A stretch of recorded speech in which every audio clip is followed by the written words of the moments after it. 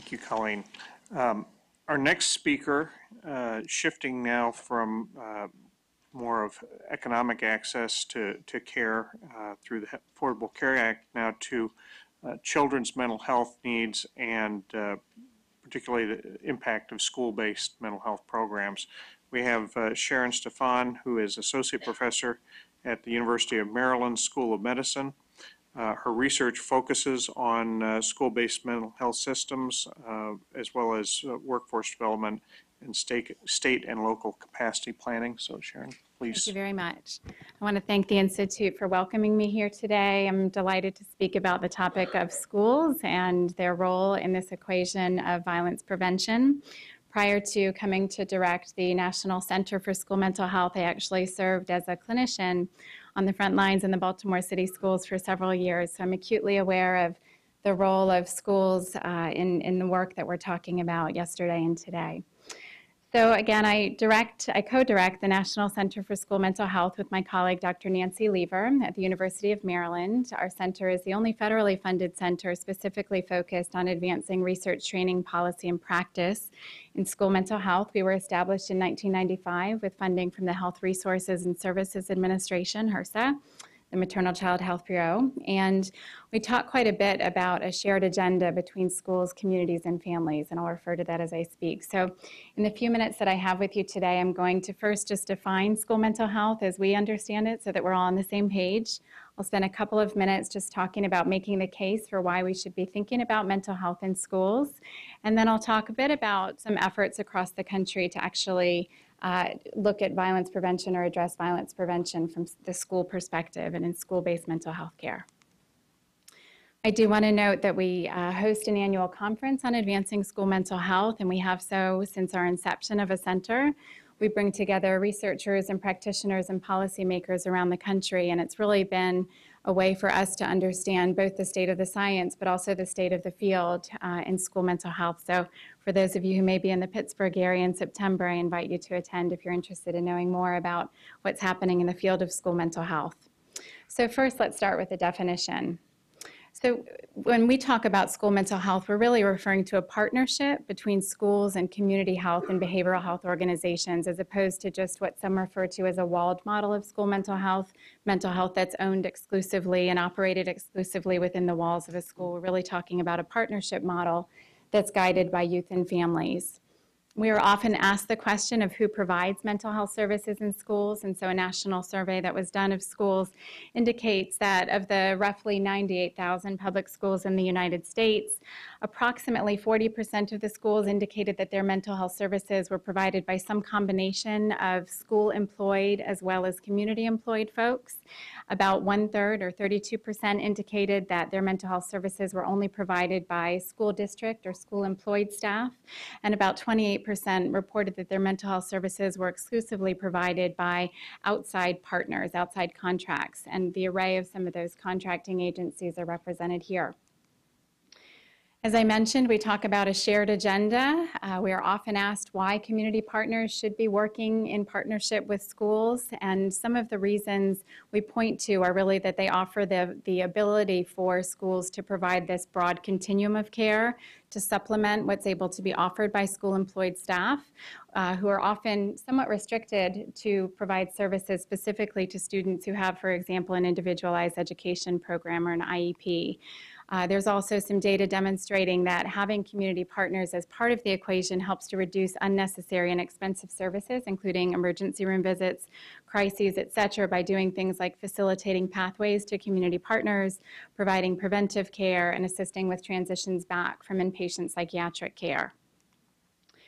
As part of the definition of school mental health, we talk about partners building on existing school programs, so not coming in to supplant or take the place of our very important school employed staff like school psychologists, school social workers, and school counselors. Some folks hear about school mental health and think specifically we're referring to students in special education, when in fact school mental health we're really speaking about focusing on all students, both in general and special education. And we're talking about a full array of services. So sometimes when we speak of school mental health, folks think we're talking just about those at the tertiary level of care. But really, school mental health, as we see it, includes a full array of programs, services, and strategies, all the way from universal promotion and prevention strategies. And those are some of the most important ones that we'll talk about when we're speaking about violence prevention, and some of the most well studied at this point with respect to school-based mental health approaches to violence prevention. So we are often asked to do the elevator speech of making the case for why we should be addressing mental health in schools. So I'll just touch on each of these points very quickly. So first, there's what we know intuitively. We know that healthy students make better learners. For those of us who have taught in the school building, we know that it can be challenging to teach a child who's not able to focus on schoolwork, for example. We know that a child who succeeds in school is more likely to be healthy. There's a long literature documenting the relationship between school success and lifelong physical and mental or behavioral health. And then there's the need. So we certainly know that we've for a long time really had somewhat of an artificial bifurcation of child and adult mental illness. And what we certainly know, and this room is well aware, that most mental illness starts in childhood, with approximately half starting by the mid-teens and 3/4 starting within the 20s. We also know that later onset of mental illness are mostly secondary conditions, with severe disorders preceded by less severe disorders that are often untreated.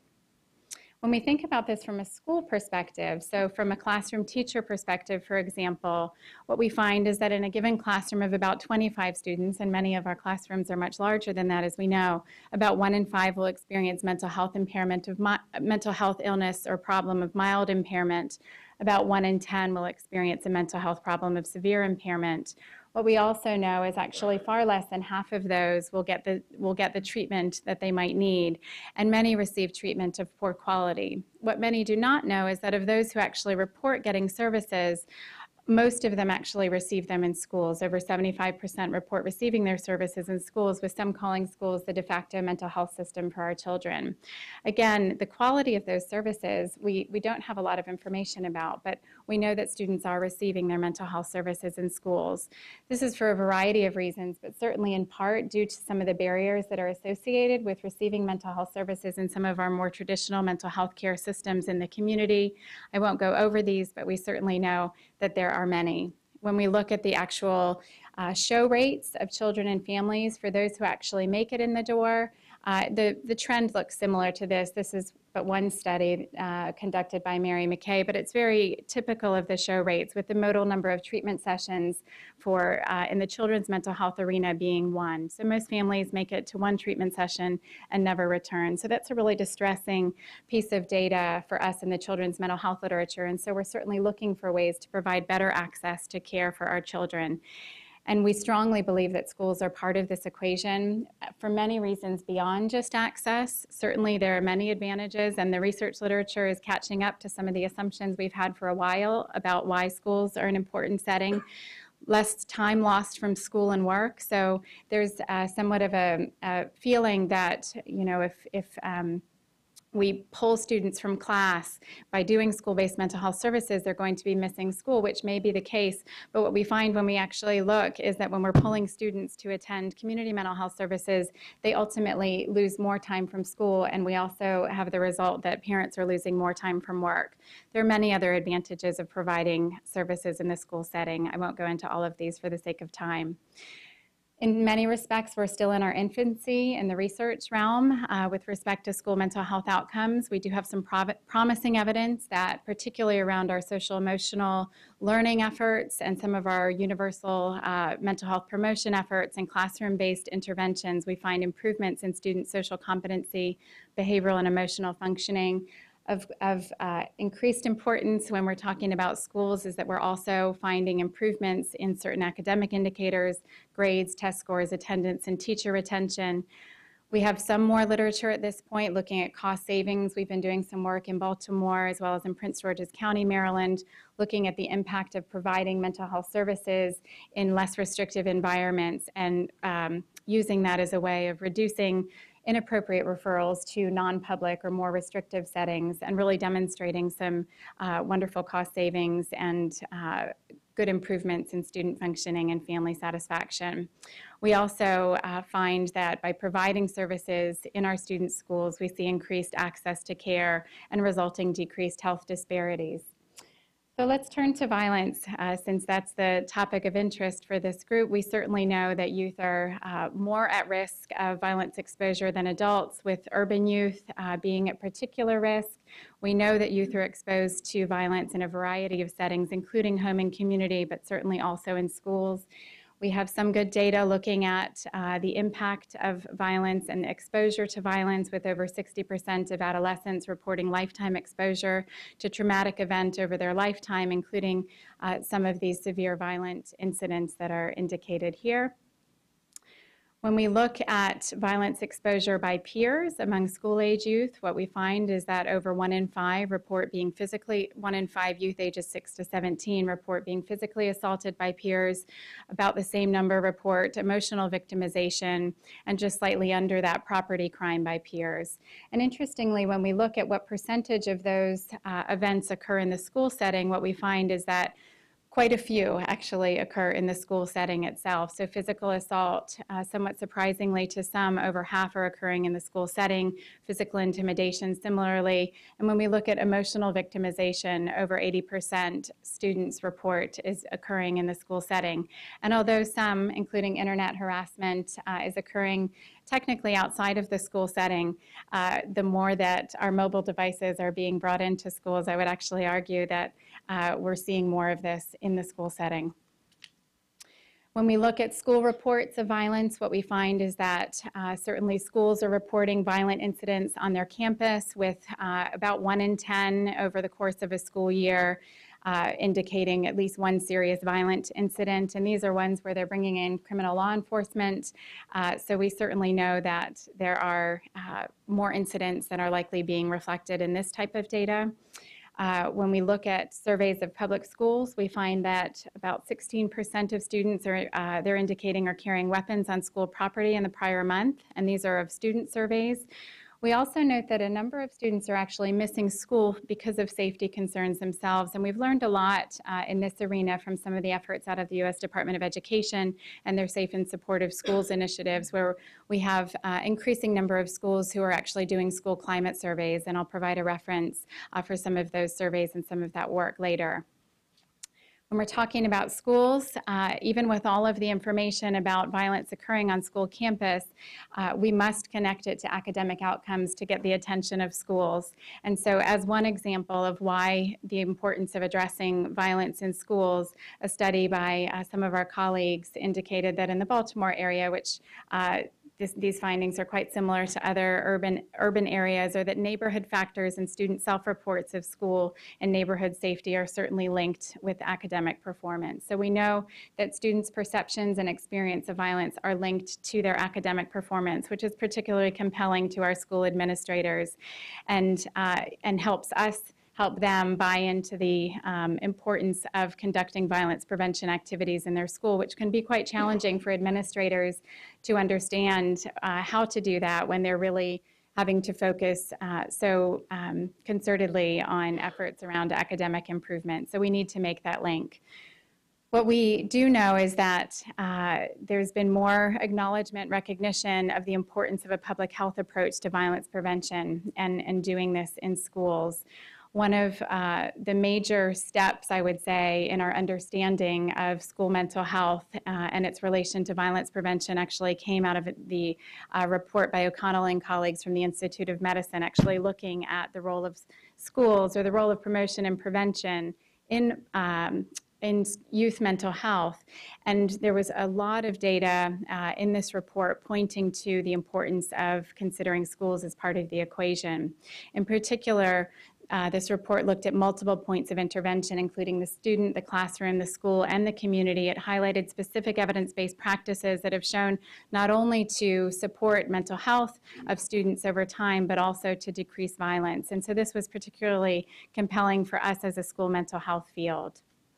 And importantly, when we looked at school mental health interventions around violence prevention, safety was conceptualized much more broadly than security measures, which is something that we need to be attending to at this juncture in our national climate, and really looking more at school climate.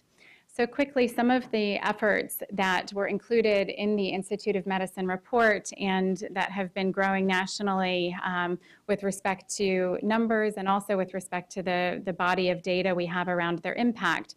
One of the most far-reaching educational efforts around student behavioral health would be positive behavior interventions and supports, which is an example of a multi-tiered system of behavioral supports. It's in roughly 20,000 schools at this point, which again, when we think about education reform and some of the implementation of other efforts, is extremely far-reaching.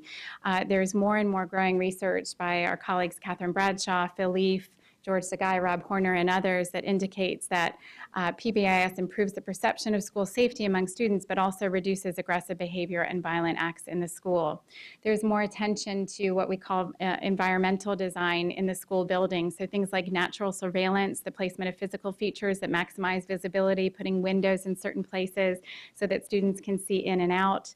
Access management, so that's using signs, well-marked entrances and exits, territoriality, physical maintenance, just keeping our schools in proper condition, order maintenance, that's attending to just minor unacceptable acts. And the research has demonstrated that this certainly has many benefits for the school setting. The IOM report, as I mentioned, highlights a number of evidence prevention programs that have long-reaching impact on student mental health as well as violence prevention. I won't go into these, but just want to highlight again that they are multi-tiered in nature. So they're all the way from specific student-based interventions all the way to school-wide programs. And we've seen beneficial effects across these different tiers. I want to close out by just highlighting the fact that certainly those of us in the school mental health arena have been made more sensitive perhaps to the importance of violence prevention and the role of schools by some of the more violent events that have occurred in school buildings, including certainly what happened at Sandy Hook Elementary. This is a statement that came out of an interdisciplinary group on preventing school and community violence immediately after the shooting at Sandy Hook. And I won't read it all, but essentially it gets at the idea that there are many inclinations to intensify security in schools and that we may want to reconsider these and be paying more attention to mental health. I know in my own children's school, certainly following that, I have now maybe 2 or 3 more buttons to press, and there's attention to more doors and walls being built, less attention to some of the mental health supports. What we know from the research is that these types of security measures, like security cameras or guards, are actually not effective in terms of addressing violence in the school setting, and rather we need to be attending to mental health promotion and behavioral supports. We're pleased to see that some of the federal efforts in the President's Now is the Time report actually do attend to some things related to school climate, to teacher training, gatekeeper training around mental health identification and referral. I'll leave you with a couple of resources that highlight some of the wide-reaching activities in this area, one out of the National Center for Safe and Supportive Learning Environment, supported by the U.S. Department of Education, and the other supported by SAMHSA, the National Center for Mental Health Promotion and Youth Violence Prevention, which is supporting some of the recently awarded Safe Schools, Healthy Students efforts that look at some of what I've spoken about today. So thank you again.